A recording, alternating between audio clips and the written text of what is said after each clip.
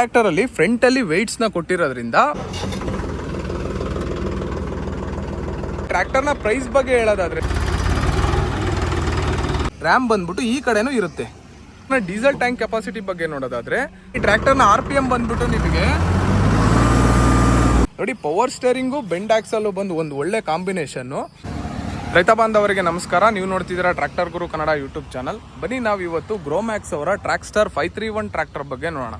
ಈ ಟ್ರ್ಯಾಕ್ಟರ್ನ ಸಂಪೂರ್ಣ ಮಾಹಿತಿಗಾಗಿ ವಿಡಿಯೋನ ಕೊನೆ ತನಕ ನೋಡಿ. ನಿಮ್ಗೇನಾದ್ರೂ ಈ ಟ್ರ್ಯಾಕ್ಟರ್ ಬಗ್ಗೆ ಇನ್ನೂ ಹೆಚ್ಚಿನ ಮಾಹಿತಿ ಬೇಕಾದಲ್ಲಿ ಡಿಸ್ಕ್ರಿಪ್ಷನಲ್ಲಿ ನನ್ನ ಇನ್ಸ್ಟಾಗ್ರಾಮ್ ಲಿಂಕ್ ಕೊಟ್ಟಿರ್ತೀನಿ, ನೀವು ಅಲ್ಲಿ ಬಂದು ಮೆಸೇಜ್ ಮಾಡ್ಬೋದು. ಬನ್ನಿ ಹಾಗೆ ಈ ಟ್ರ್ಯಾಕ್ಟರ್ ಇಂಜಿನ್ ಬಗ್ಗೆ ನೋಡೋಣ.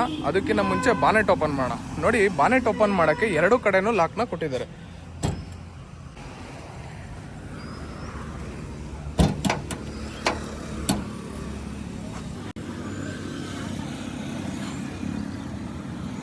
ಹಾಗೆ ಟ್ರ್ಯಾಕ್ಟರ್ನ ಇಂಜಿನ್ ಬಗ್ಗೆ ಹೇಳೋದಾದ್ರೆ ನಿಮಗೆ 3 ಸಿಲಿಂಡರು 31 HP ಮತ್ತೆ 2235 cc ಇಂಜಿನ್ ಕೊಟ್ಟಿದ್ದಾರೆ. ಹಾಗೆ ಇದ್ರ ಡೀಸೆಲ್ ಪಂಪ್ ಬಗ್ಗೆ ನೋಡೋದಾದ್ರೆ ಇದರಲ್ಲಿ ನಿಮಗೆ ಇನ್ಲೈನ್ ಫ್ಯೂಯಲ್ ಪಂಪ್ ನ ಕೊಟ್ಟಿದ್ದಾರೆ. ಇದು ಬಾಷ್ ಕಂಪ್ನಿದೇ ಆಗಿರೋದ್ರಿಂದ ನಿಮಗೆ ಮೇಂಟೆನೆನ್ಸ್ ಕಡಿಮೆ ಇರುತ್ತೆ. ನೋಡಿ, ಅವಾಗ ಬಂದ್ಬಿಟ್ಟು ನಿಮಗೆ ಆಯಿಲ್ ಹಾಕ್ಬೇಕಾಗಿತ್ತು ಒಂದು 100 ಗಂಟೆಗೆ ಒಂದ್ಸಲ. ಇವಾಗ ಅದನ್ನು ಕೂಡ ಹೈಡ್ರೋಲಿಕ್ ಅಲ್ಲೇ ಯೂಸ್ ಆಗೋ ರೀತಿನೇ ಕೊಟ್ಟಿದ್ದಾರೆ. ನೋಡಿ, ಈ ಇಂಜಿನ್ ಬಂದ್ಬಿಟ್ಟು ವಾಟರ್ ಕೂಲ್ಡ್ ಇಂಜಿನ್ ಆಗಿರೋದ್ರಿಂದ ಒಳ್ಳೆ ದೊಡ್ಡದಾಗಿರೋ ರೇಡಿಯೇಟರ್ನೇ ಕೊಟ್ಟಿದ್ದಾರೆ. ದೊಡ್ಡ ಟ್ರ್ಯಾಕ್ಟರ್ ಅಲ್ಲಿ ಯಾವ ರೀತಿಯಾದ ರೇಡಿಯೇಟರ್ನ ಯೂಸ್ ಮಾಡಿದ್ದಾರೆ ಅದೇ ರೀತಿಯಾದ ರೇಡಿಯೇಟರ್ನೇ ಕೊಟ್ಟಿದ್ದಾರೆ. ಹಾಗೆ ಈ ಟ್ರ್ಯಾಕ್ಟರ್ನ ಏರ್ ಫಿಲ್ಟರ್ ಬಗ್ಗೆ ನೋಡೋದಾದ್ರೆ ಇದರಲ್ಲಿ ನಿಮಗೆ ಡ್ರೈ ಏರ್ ಫಿಲ್ಟರ್ನ ಕೊಟ್ಟಿದ್ದಾರೆ. ಇದರಲ್ಲಿ ಬಂದ್ಬಿಟ್ಟು ನಿಮಗೆ ಒಳಗಡೆ ಒಂದು ಫಿಲ್ಟರ್ ಇರುತ್ತೆ. ನೀವು ಅದನ್ನ ತೆಗೆದು ಒಂದು 50 ಗಂಟೆಗೆ ಒಂದ್ಸಲ ಕ್ಲೀನ್ ಮಾಡ್ಕೊಳೋದು ಒಳ್ಳೇದು. ಇಲ್ಲ ಡೈಲಿ ಡಸ್ಟ್ ಅಲ್ಲಿ ಓಡಿಸ್ತೀರಾ, ರೋಟಾವೇಟರ್ ತುಂಬಾ ಧೂಳಲ್ಲೇ ಓಡಿಸ್ತಿದ್ದೀರಾ ಅಂದ್ರೆ ಡೈಲಿ ಕ್ಲೀನ್ ಮಾಡ್ಕೊಳೋದು ಒಳ್ಳೇದು. ಏರ್ ಫಿಲ್ಟರ್ನ ಈ ಕ್ಲಾಂಪ್ನ ಓಪನ್ ಮಾಡ್ಕೊಂಡ್ಬಿಟ್ಟು ನೀವು ಈ ಫಿಲ್ಟರ್ಗಳನ್ನ ತೆಗೆದು ಕ್ಲೀನ್ ಮಾಡ್ಕೋಬೇಕಾಗುತ್ತೆ. ಬನ್ನಿ ಹಾಗೆ ಈ ಟ್ರ್ಯಾಕ್ಟರ್ನ ಡೀಸೆಲ್ ಟ್ಯಾಂಕ್ ಕೆಪಾಸಿಟಿ ಬಗ್ಗೆ ನೋಡೋದಾದ್ರೆ 50 ಲೀಟರ್ ಕೆಪಾಸಿಟಿಯ ಡೀಸೆಲ್ ಟ್ಯಾಂಕ್ ಅನ್ನ ಕೊಟ್ಟಿದ್ದಾರೆ. ನೀವು ಹಾಗಾಗಿ ದಿನವೆಲ್ಲ ನೀವು ಆರಾಮಾಗಿ ಕೆಲಸ ಮಾಡ್ಕೋಬಹುದು. ಹಾಗೆ ಒಂದು ಒಳ್ಳೆ ಡೀಸೆಲ್ ಫಿಲ್ಟರ್ನ ಕೊಟ್ಟಿದ್ದಾರೆ. ಮತ್ತೆ ಡೀಸೆಲ್ ನ ನೀವು ಏನಾದ್ರು ಕಟ್ಕಂತು ಅಂದ್ರೂ ಕೂಡ ಇಲ್ಲೇ ಒಂದು ಥ್ರೆಡ್ ನ ಕೊಟ್ಟಿದ್ದಾರೆ. ನೀವು ಈಸಿಯಾಗಿ ಡೀಸೆಲ್ ನು ಕೂಡ ಕ್ಲೀನ್ ಮಾಡ್ಕೋಬಹುದು. ಸರ್ವಿಸಿಗೆ ಒಂದ್ಸಲ ಚೇಂಜ್ ಮಾಡಿಸ್ಕೊಳೋದು ಒಳ್ಳೇದು. ಈ ಟ್ರ್ಯಾಕ್ಟರ್ ಅಲ್ಲಿ ಒಂದು ಒಳ್ಳೆ ವಾಟರ್ ಬಾಡಿನೂ ಕೊಟ್ಟಿದ್ದಾರೆ. ಹಾಗಾಗಿ ನೀರು ಲೀಕೇಜ್ ಆಗೋ ಸಮಸ್ಯೆಗಳು ಬರಲ್ಲ.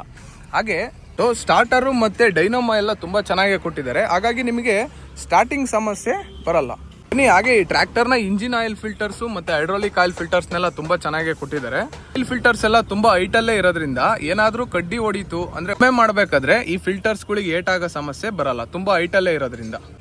ಹಾಗೆ ಈ ಟ್ರ್ಯಾಕ್ಟರ್ ನ ಸ್ಟೇರಿಂಗ್ ಬಗ್ಗೆ ನೋಡೋದಾದ್ರೆ ಇದರಲ್ಲಿ ನಿಮಗೆ ಡ್ಯುಯಲ್ ಆಕ್ಟಿಂಗ್ ಪವರ್ ಸ್ಟೇರಿಂಗ್ ನ ಕೊಟ್ಟಿದ್ದಾರೆ. ಅಂದ್ರೆ ರ್ಯಾಮು ನೋಡಿ, ಈ ರ್ಯಾಮು ಎರಡು ಕಡೆನೂ ಇರುತ್ತೆ. ನೋಡಿ, ಈ ಕಡೆನೂ ಇದೆಯಾ, ಹಾಗೆ ನೋಡಿ, ಹಾಗೆ ಈ ರ್ಯಾಮ್ ಬಂದ್ಬಿಟ್ಟು ಈ ಕಡೆನೂ ಇರುತ್ತೆ. ಹಾಗಾಗಿ ನೀವು ಸ್ಟೇರಿಂಗ್ ವೀಲ್ ನ ನೀವು ಈಸಿಯಾಗಿ ತಿರುಗಿಸ್ಕೋಬಹುದು. ಮತ್ತೆ ಫ್ರಂಟ್ ಆಕ್ಸಲ್ ಬಗ್ಗೆ ನೋಡೋದಾದ್ರೆ ಇದರಲ್ಲಿ ನಿಮಗೆ ಬೆಂಡ್ ಆಕ್ಸಲ್ ನ ಕೊಟ್ಟಿದೆ. ನೋಡಿ, ಪವರ್ ಸ್ಟೇರಿಂಗು ಬೆಂಡ್ ಆಕ್ಸಲ್ ಬಂದು ಒಂದು ಒಳ್ಳೆ ಕಾಂಬಿನೇಷನ್. ನೋಡಿ, ಇವೆರಡು ಇರೋದ್ರಿಂದ ಈಸಿಯಾಗಿ ಟರ್ನ್ ಮಾಡ್ಕೋಬಹುದು. ಹಾಗೆ ಈ ಟ್ರ್ಯಾಕ್ಟರ್ ನ ಟ್ರಾನ್ಸ್ಮಿಷನ್ ಅಂದ್ರೆ ಗೇರ್ ಬಾಕ್ಸ್ ಬಗ್ಗೆ ನೋಡೋದಾದ್ರೆ ನೋಡಿ ಇದರಲ್ಲಿ ಬಂದ್ಬಿಟ್ಟು ನಿಮಗೆ partial constant mesh gear box ನ ಕೊಟ್ಟಿದ್ದಾರೆ. ಹಾಗಾಗಿ ನೀವು ಗೇರ್ಸ್ ನ ಈಸಿಯಾಗಿ ಶಿಫ್ಟ್ ಮಾಡ್ಕೋಬಹುದು. ಹಾಗೆ ಈ ಟ್ರ್ಯಾಕ್ಟರ್ ಅಲ್ಲಿ ಬಂದ್ಬಿಟ್ಟು ನಿಮಗೆ 8 ಫಾರ್ವರ್ಡ್ ಮತ್ತೆ 2 ಗೇರು ರಿವರ್ಸಿಗೆ ಸಿಗುತ್ತೆ. ನೋಡಿ, ಹಾಗೆ ಈ ಟ್ರ್ಯಾಕ್ಟರ್ನ ಸ್ಪೀಡ್ ಬಗ್ಗೆ ಹೇಳೋದಾದ್ರೆ 1 ಗಂಟೆಗೆ 35 ಕಿಲೋಮೀಟರ್ ಹೋಗುತ್ತೆ. ಹಾಗೆ ಈ ಟ್ರ್ಯಾಕ್ಟರ್ನ ಹೈಡ್ರೋಲಿಕ್ಸ್ ಬಗ್ಗೆ ನೋಡೋದಾದ್ರೆ ಇದರಲ್ಲಿ ನಿಮಗೆ ಸಿಂಗಲ್ ಪಾಯಿಂಟ್ ಲಿಂಕೇಜ್ ಇರುವ ADDC ಹೈಡ್ರೋಲಿಕ್ಸ್ ನ ಕೊಟ್ಟಿದ್ದಾರೆ. ನೋಡಿ, ಈ ADDC ಹೈಡ್ರೋಲಿಕ್ಸ್ ಯಾವ ತರ ಕೆಲಸ ಮಾಡುತ್ತೆ ಅಂದ್ರೆ ನೋಡಿ, ನೀವು ಇಂಪ್ಲಿಮೆಂಟ್ಸ್ ನ ಒಂದು ಹಂತಕ್ಕೆ ಸೆಟ್ ಮಾಡಿ ಬಿಟ್ಟಿರ್ತೀರಾ. ಏನಾದ್ರೂ ಗಟ್ಟಿ ಸಿಕ್ತು ಅನ್ಕೊಳ್ಳಿ, ಕಲ್ಲೇನಾದ್ರು ಸಿಕ್ಕಿ ಇಂಜಿನ್ ಆಫ್ ಆಗೋ ರೀತಿ ಆಗ್ತಿದ್ದಾಗ ಈ ಹೈಡ್ರೋಲಿಕ್ ಬಂದು ಸೆನ್ಸಿಂಗ್ ಜಾಸ್ತಿ ಇರುತ್ತಲ್ವಾ, ಅವಾಗ ಅದೇ ಇಂಪ್ಲಿಮೆಂಟ್ ನ ಎತ್ಕೊಂಡು ಹಂಗೆ ಮುಂದಕ್ಕೆ ಹೋಗ್ಬಿಟ್ಟು ಮತ್ತೆ ಕೆಳಗೆ ಬಿಟ್ಕೊಂಡು ಉಳುಮೆ ಮಾಡುತ್ತೆ. ಇದನ್ನ ADDC ಹೈಡ್ರೋಲಿಕ್ಸ್ ಅಂತ ಕರೀತಾರೆ. ಈ ಹೈಡ್ರೋಲಿಕ್ಸ್ ಬಂದ್ಬಿಟ್ಟು 1200 ರಿಂದ 1500 kg ತನಕ ಭಾರನ ಎತ್ತುತ್ತೆ. ಬನ್ನಿ ಹಾಗೆ ಈ ಟ್ರ್ಯಾಕ್ಟರ್ ನ PTO ಬಗ್ಗೆ ಹೇಳೋದಾದ್ರೆ 27 HP 6 ಪ್ಲೇನ್ 540 PTO ನ ಕೊಟ್ಟಿದ್ದಾರೆ. ಅಂದ್ರೆ 1 ನಿಮಿಷಕ್ಕೆ PTO ಬಂದ್ಬಿಟ್ಟು 540 ರೌಂಡ್ ಸುತ್ತುತ್ತೆ. ಒಂದು ಒಳ್ಳೆ PTOನೇ ಕೊಟ್ಟಿದ್ದಾರೆ. ರೋಟಾವೇಟರ್ ಪರ್ಫಾರ್ಮೆನ್ಸ್ ಎಲ್ಲ ತುಂಬಾ ಚೆನ್ನಾಗಿ ಮಾಡುತ್ತೆ. ಹಾಗೆ ಈ ಟ್ರ್ಯಾಕ್ಟರ್ ನ ಟೈರ್ ಸೈಜ್ ಬಗ್ಗೆ ನೋಡೋದಾದ್ರೆ ಹಿಂದೆ ನೋಡಿ 11.2 × 24 ಇಂಚ್ ಇರುವ ಟೈರ್ ನ ಕೊಟ್ಟಿದ್ದಾರೆ. ಅಂದ್ರೆ 11.2 ಇಂಚು ಅಗಲ ಮತ್ತೆ ಇಲ್ಲಿಂದ 24 ಇಂಚು ವ್ಯಾಸ ಇರುತ್ತೆ. ಅಂದ್ರೆ ಇಲ್ಲಿಂದ ಸ್ಟ್ರೈಟ್ ಆಗಿ ಇಲ್ಲಿ ತನಕನೂ 24 ಇಂಚು ಇರುತ್ತೆ. ಬನ್ನಿ ಹಾಗೆ ಮುಂದೆ ಟೈರ್ ಬಗ್ಗೆ ನೋಡೋದಾದ್ರೆ ನೋಡಿ 5 × 15 ಇಂಚ್ ಇರುವ ಟೈರ್ ನ ಕೊಟ್ಟಿದ್ದಾರೆ. ಅಂದ್ರೆ 5 ಇಂಚು ಅಗಲ ಮತ್ತೆ 15 ಇಂಚು ವ್ಯಾಸವಿರುವ ಟೈರ್ ನ ಕೊಟ್ಟಿದ್ದಾರೆ. ಟ್ರ್ಯಾಕ್ಟರ್ನ ಸೈಲೆನ್ಸರ್ ನೀವು ನಿಮ್ಮ ಕೆಲಸದ ಅನುಗುಣವಾಗಿ ಇದನ್ನ ಬಳಸ್ಕೋಬಹುದು. ಯಾವ ತರ ಅಂತಂದ್ರೆ ನೋಡಿ, ಈಗ ಚಪ್ರದ ಅಡಿಲಿ ನೀವು ಉಳುಮೆ ಮಾಡ್ತಿದ್ದೀರಾ ಅಂತ ಅನ್ಕೊಳ್ಳಿ, ಅವಾಗ ಈ ತರ ಮಲಗಿಸ್ಕೋಬಹುದು. ಸೊ ಇಲ್ಲ ನಾರ್ಮಲ್ ಆಗಿ ಹೊಲ ತೋಟ ಈ ತರದ್ರಲ್ಲೆಲ್ಲ ಉಳುಮೆ ಮಾಡ್ತಿದ್ದೀರಾ ಅಂದ್ರೆ ಸ್ಟ್ರೈಟ್ ಆಗಿ ಬೇಕಾದ್ರೂ ಫಿಟ್ ಮಾಡ್ಕೋಬಹುದು. ಹಾಗೆ ಈ ಟ್ರ್ಯಾಕ್ಟರ್ನ ಡ್ಯಾಶ್ ಬೋರ್ಡ್ ಬಗ್ಗೆ ನೋಡೋದಾದ್ರೆ, ಇದರಲ್ಲಿ ನಿಮಗೆ ಇಲ್ಲಿ ಬಂದ್ಬಿಟ್ಟು ನಿಮಗೆ oil gauge metre, diesel gauge metre, ಮತ್ತೆ RPM metre, engine oil temperature metre, ಇಲ್ಲಿ ಬಂದ್ಬಿಟ್ಟು ನಿಮಗೆ ಅವರ್ಸ್ ತೋರಿಸುತ್ತೆ ಎಷ್ಟು ಗಂಟೆ ಹೋಗಿದೆ ಅಂತ. ಹಾಗೆ light on and of switches ಎಲ್ಲ ತುಂಬಾ ಚೆನ್ನಾಗಿ ಕೊಟ್ಟಿದ್ದಾರೆ. ನೋಡಿ, ಸ್ಟೇರಿಂಗ್ ವೀಲ್ ನ ಪವರ್ ಸ್ಟೇರಿಂಗ್ ಆಗಿರೋದ್ರಿಂದ ಚಿಕ್ಕದಾಗೆ ಕೊಡಬೇಕಾಗಿತ್ತು. ಒಂದು ಒಳ್ಳೆ ಹಜಾರ್ಡ್ ಸ್ವಿಚಸ್ ಅಂದ್ರೆ 4 ಇಂಡಿಕೇಟರ್ಸ್. ನೋಡಿ, ಮೊಬೈಲ್ ಚಾರ್ಜ್ ಮಾಡೋಕ್ಕೆ ಒಂದು ಒಳ್ಳೆ ಯೂನಿಟ್ ನು ಕೊಟ್ಟಿದ್ದಾರೆ. ಮೊಬೈಲ್ ನ ಕೂಡ ಇಲ್ಲಿ ಇಟ್ಕೋಬಹುದು. ಟೂಲ್ ಬಾಕ್ಸ್ ನು ಕೊಟ್ಟಿದ್ದಾರೆ. ಸ್ಪ್ಯಾನರ್ಸ್, ನಟ್ಟು ಬೋರ್ಡ್ಸ್ ಎಲ್ಲ ಇಟ್ಕೋಬಹುದು. ಮಡ್ಗಾರ್ಡ್ಸ್ ಎಲ್ಲ ತುಂಬಾ ಚೆನ್ನಾಗಿ ಕೊಟ್ಟಿದ್ದಾರೆ. ಹ್ಯಾಂಡಲ್ಗಳ್ನು ಒಂದು ಒಳ್ಳೆ ಸಪೋರ್ಟರ್ನು ಕೊಟ್ಟಿದ್ದಾರೆ, ಮಡ್ಗಾರ್ಡ್ಸ್ ಏಕಾಗದೇ ರೀತಿ ಇರಲಿ ಅಂತ. ಡಿಸಿ ಲಿವರ್ಗಳನ್ನ ತುಂಬಾ ಚೆನ್ನಾಗಿ ಯೂಸ್ ಮಾಡೋ ರೀತಿನೇ ಕೊಟ್ಟಿದ್ದಾರೆ. ನೀವು ಈಸಿಯಾಗಿ ಆರಾಮಾಗಿ ಯೂಸ್ ಮಾಡ್ಕೋಬಹುದು. ಒಂದು ಒಳ್ಳೆ ಹ್ಯಾಂಡ್ ಬ್ರೇಕ್ನು ಕೊಟ್ಟಿದ್ದಾರೆ. ನೀವು ಈಸಿಯಾಗಿ ಬ್ರೇಕ್ನ ಲಾಕ್ ಮಾಡ್ಕೋಬಹುದು. ಈ ಟ್ರ್ಯಾಕ್ಟರ್ನ ಕ್ಲಚ್ ಪ್ಲೇಟ್ ಬಗ್ಗೆ ನೋಡೋದಾದ್ರೆ, ಇದರಲ್ಲಿ ಬಂದ್ಬಿಟ್ಟು ನಿಮಗೆ ಸಿಂಗಲ್ ಕ್ಲಚ್ ಪ್ಲೇಟ್ ಅಲ್ಲಿ ಈ ಟ್ರ್ಯಾಕ್ಟರ್ ಬರುತ್ತೆ. ಅಂದ್ರೆ ಗೇರ್ ಬಾಕ್ಸ್ಗೆ ಮತ್ತೆ PTOಗೆ ಒಂದೇ ಕ್ಲಚ್ ಪ್ಲೇಟು ಇರುತ್ತೆ. ಬನ್ನಿ ಈ ಟ್ರ್ಯಾಕ್ಟರ್ನ ಬ್ರೇಕ್ಸ್ ಬಗ್ಗೆ ನೋಡೋದಾದ್ರೆ, ಇದರಲ್ಲಿ ನಿಮಗೆ ಆಯಿಲ್ ಲಿಮ್ಮರ್ಸ್ ಡಿಸ್ಕ್ ಬ್ರೇಕ್ನ ಕೊಟ್ಟಿದ್ದಾರೆ.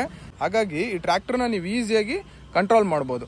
ಮತ್ತೆ ಟರ್ನಿಂಗ್ಸ್ ಅಲ್ಲೆಲ್ಲ ತುಂಬಾ ಚೆನ್ನಾಗಿ ವರ್ಕ್ ಆಗುತ್ತೆ ಈ ಬ್ರೇಕ್ಸ್. ಇದರಲ್ಲಿ ಬಂದ್ಬಿಟ್ಟು ನಿಮಗೆ ಲೈಟ್ಸ್ ಏನಾದರೂ ಫ್ಯೂಸ್ ಹೋಯ್ತು ಅಂದ್ರೆ ಈ ಫ್ಯೂಸ್ ಬಾಕ್ಸ್ನ ಇಲ್ಲೇ ಕೊಟ್ಟಿದ್ದಾರೆ.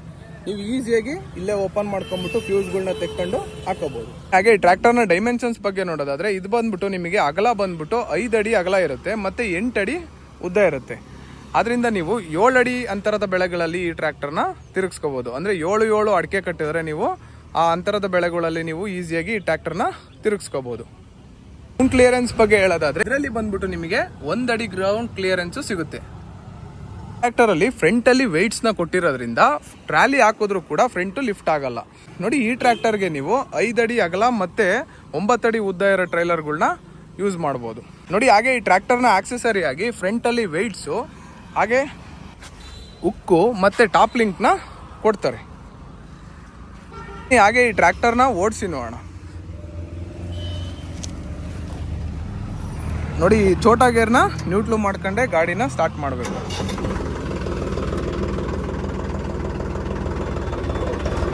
ನೋಡಿ, ಈ ಟ್ರ್ಯಾಕ್ಟರ್ ಅಲ್ಲಿ ಡ್ಯುಯಲ್ ಆಕ್ಟಿಂಗ್ ಪವರ್ ಸ್ಟೇರಿಂಗ್ ನ ಕೊಟ್ಟಿರೋದ್ರಿಂದ ಸ್ಟೇರಿಂಗ್ ವೀಲ್ ನ ನೀವು ಒಂದೇ ಬೆರಳಲ್ಲಿ ತಿರುಗಿಸ್ಕೋಬಹುದು.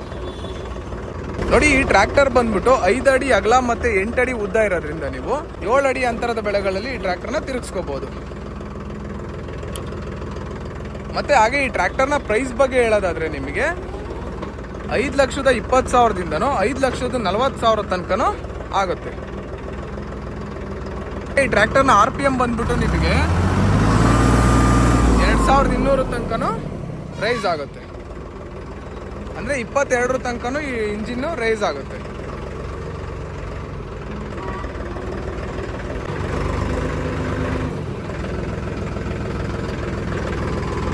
ಇನ್ನೂ ಹೆಚ್ಚಿನ ಮಾಹಿತಿಗಾಗಿ ನಮ್ಮ ಟ್ರ್ಯಾಕ್ಟರ್ ಗುರು ಕನ್ನಡ ಯೂಟ್ಯೂಬ್ ಚಾನಲ್ ಅನ್ನು ಸಬ್ಸ್ಕ್ರೈಬ್ ಮಾಡಿ. ವಿಡಿಯೋ ಇಷ್ಟ ಆಗಿದ್ದಲ್ಲಿ ಲೈಕ್ ಮಾಡಿ. ನಿಮಗೆ ಮುಂದೆ ಯಾವ ಟ್ರ್ಯಾಕ್ಟರ್ ಬಗ್ಗೆ ಮಾಹಿತಿ ಬೇಕು ಕಮೆಂಟ್ ಮಾಡಿ ತಿಳಿಸಿ. ಅನ್ನದಾತ ಸುಖೀಭವ. ಧನ್ಯವಾದಗಳು. ನೋಡಿ, ಹಾಗೆ ಈ ಟ್ರ್ಯಾಕ್ಟರ್ನ ಸೀಟಿಂಗ್ ಕಂಫರ್ಟ್ ಬಂದ್ಬಿಟ್ಟು ತುಂಬಾ ಚೆನ್ನಾಗಿ ಕೊಟ್ಟಿದ್ದಾರೆ. ನೀವು ಆರಾಮಾಗಿ ಕೂತ್ಕೊಂಡು ಉಳುಮೆ ಎಲ್ಲ ಮಾಡ್ಕೋಬಹುದು.